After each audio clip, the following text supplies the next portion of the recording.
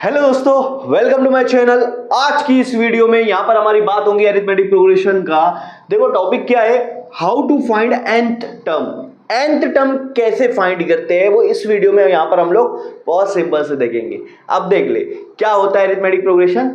एक सीक्वेंस होती है नंबर की, एक नंबर की सीक्वेंस होती है जिसमें बाजू बाजू वाले नंबर के बीच का डिफरेंस सेम होता है। अभी आपने देखा 10 में से 3 माइनस करूंगा तो 7 आएगा, 7 में से 3 माइनस करूंगा तो 4 आएगा। ऐसे करते करते करते आगे सीरीज चलेंगी। तो यहां पर क्वेश्चन क्या पूछा, एकदम सिंपल समझ लो कि भैया देखिए पहले नंबर पर तो 10 आ रहा है, दूसरे नंबर पर 7 आ रहा है, तीसरे नंबर पर 4 आ रहा है, तो ऐसे 30 नंबर पर क्या आएगा ये फाइंड करना है। इसको बोलते हैं कि फाइंड द nth टर्म, कि इतनावे नंबर पर क्या आएगा, इतने नंबर पर कौन सी वैल्यू आएंगी। यहां पर पूछा है कि 30th नंबर पर कौन सी वैल्यू आएंगी।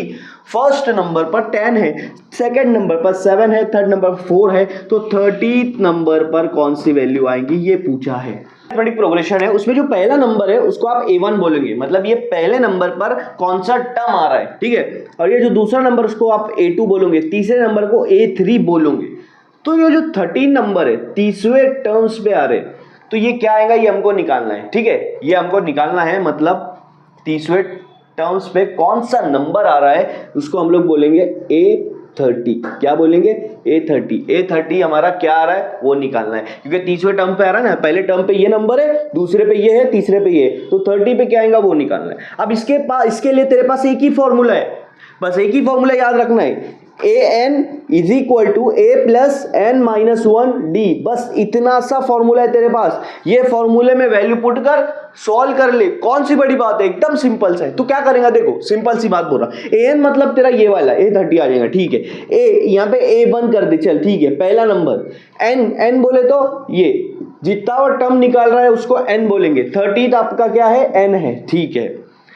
डी क्या है, डी बोले तो कॉमन डिफरेंस। अब कॉमन डिफरेंस कैसे निकालेगा, दूसरे में से पहले को माइनस कर दे, मतलब डी निकालना है तो दूसरे टर्म में से पहले टर्म को माइनस कर दे। दूसरा टर्म तेरे पास 7 है, उसमें से 10 माइनस कर देगा। आप कुछ बच्चे बोलेंगे 7 में से 10 माइनस करेगा, कोई बोलेगा 3 आएगा, कोई बोलेगा -3 आएगा। ऐसा नहीं होता भाई, एकदम एग्जैक्ट आंसर बताने का। कैसे, देख तेरे पास दो नंबर है, दोनों की साइन एक जैसी अलग अलग है। 7 की कुछ भी नहीं दिए मतलब प्लस, 10 की क्या दी है माइनस, तो दोनों की साइन एक जैसी है क्या, नहीं है। जब भी साइन एक जैसी नहीं होती है तो बड़े में से छोटा माइनस कर देगा। 10 में 7 गया, 3 बचेगा, और बड़े नंबर की साइन लगा दे -3, तो तेरे को डी मिल गया -3।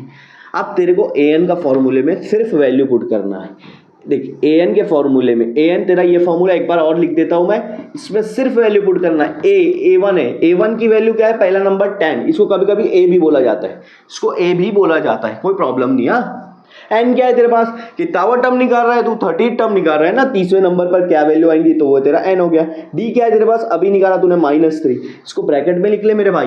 क्यों, क्योंकि ये दोनों ब्रैकेट और ये d ये दोनों मल्टीप्लाई में है। क्या है, मल्टीप्लाई, ठीक है।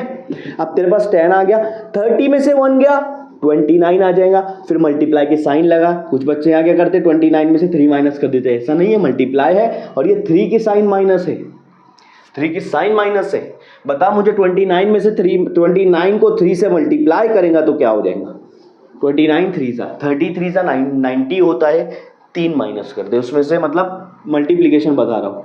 29 - 3 मल्टीप्लाई 3 करेगा ना, तो 30 मल्टीप्लाई 3 करेंगे, -1 मल्टीप्लाई 3 कर देंगे, ठीक है।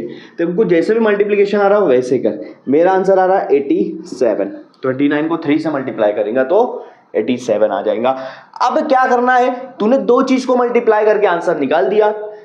29 की साइन क्या थी, प्लस थी, 3 की साइन क्या थी, माइनस थी। दोनों की साइन एक जैसी, अलग अलग। अब सुन ले, मल्टीप्लाई जब भी कर रहा है अगर दोनों की साइन अलग अलग है तो आंसर माइनस आएगा। यहां बड़ा नंबर छोटा नंबर नहीं दिखा जाता। मल्टीप्लाई का सिंपल सा रूल है, दोनों की साइन सेम आंसर प्लस, दोनों की साइन अलग अलग आंसर माइनस। बस क्या कर लेगा, बता प्लस और माइनस क्या हो जाएगा, माइनस हो जाएगा।